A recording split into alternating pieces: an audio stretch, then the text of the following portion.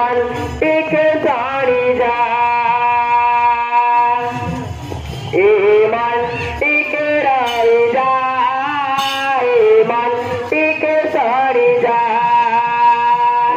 मन टिके सुनी जा मन टिके रही जा मन टिके साड़ी जा मन टिके रही जा मन टिके सुनी जा मन टिके रही जा मन टिके साड़ी जा मन टिके रही जा मन टिके सुनी जा मन टिके रही जा मन राम भजता मन राम भजता मन राम भजता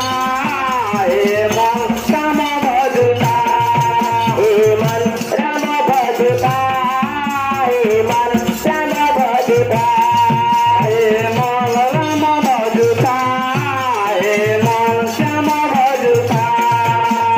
मन टिके रही जा मन टिके छोड़ी जा मन टिके रही जा मन टिके सुनी जा मन टिके रही जा मन टिके छोड़ी जा मन टिके रही जा मन टिके सुनी जा श्री कृष्ण श्री चैतन्य जपनी ताई गौरांग नाम भजनी कृष्ण श्री चैतन्य भजनी ताई गौरांग नाम भज श्री कृष्ण श्री चैतन्य जपनी ताई गौरांग नाम भज श्री कृष्ण श्री चैतन्य भज गौरांग सुंदर नाम करे हेले मपति दसना धन है बमणि सजना धन है बमणि सजना मन टिके रही जा मन टिके छोड़ी जा मन टिके रही जा मन टिके सुनी जा मन टिके रही जा मन टिके छोड़ी जा मन टिके रही जा मन टिके सुनी जा मन टिके रही जा मन टिके छोड़ी जा मन टिके रही जा मन टिके सुनी जा मन टिके रही जा मन टिके छोड़ी जा मन टिके रही जा मन टिके सुनी जा मन राम भजता मन श्याम भजता मन राम भजता मन कृष्ण भजता मन टिके रही जा मन टिके छोड़ी जा मन टिके रही जा मन टिके सुनी जा मन टिके रही जा मन टिके छोड़ी जा मन टिके रही जा मन टिके सुनी जा मन राम भजता मन श्याम भजता मन राम भजता मन श्याम भजता मन टिके रही जा मन टिके छोड़ी जा मन टिके रही जा मन टिके छोड़ी जा मन टिके रही जा मन टिके रही जा मन टिके सुनी जा मन टिके रही जा मन टिके छोड़ी जा मन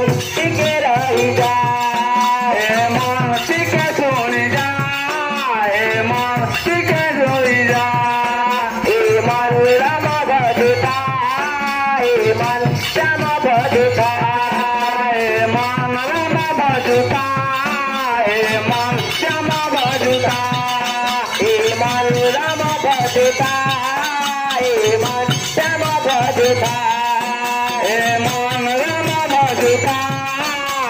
मन श्यामा बाजुता मन टिके रही जाए मन टिके छोड़ी जाए मन टिके रही जाए मन टिके छोड़ी जाए मन टिके रही जाए मन टिके रही जाए मन टिके छोड़ी जाए मन टिके रही जाए मन राम भजता मन श्याम भजता मन राम बाजुता मन श्यामा बाजुता मन टिके रही जाए मन टिके छोड़ी जाए मन टिके रही जाए मन टिके छोड़ी जाए मन टिके छोड़ी जाए मन टिके रही जाए मन टिके छोड़ी जाए मन टिके रही जाए मन टिके रही जाए मन टिके छोड़ी जाए मन टिके रही जाए मन टिके छोड़ी जाए मन राम भजता मन श्याम भजता मन राम बाजुता मन श्यामा बाजुता मन टिके रही जाए मन टिके छोड़ी जाए मन टिके रही जाए मन टिके छोड़ी जाए मन टिके छोड़ी जाए मन टिके रही जाए मन टिके छोड़ी जाए मन टिके रही जाए मन टिके छोड़ी जाए मन टिके रही जाए मन टिके रही जाए मन टिके छोड़ी जाए मन टिके रही जाए मन टिके छोड़ी जाए मन टिके रही जाए मन टिके छोड़ी जाए। बोलो नवदीप गौरचंद्र की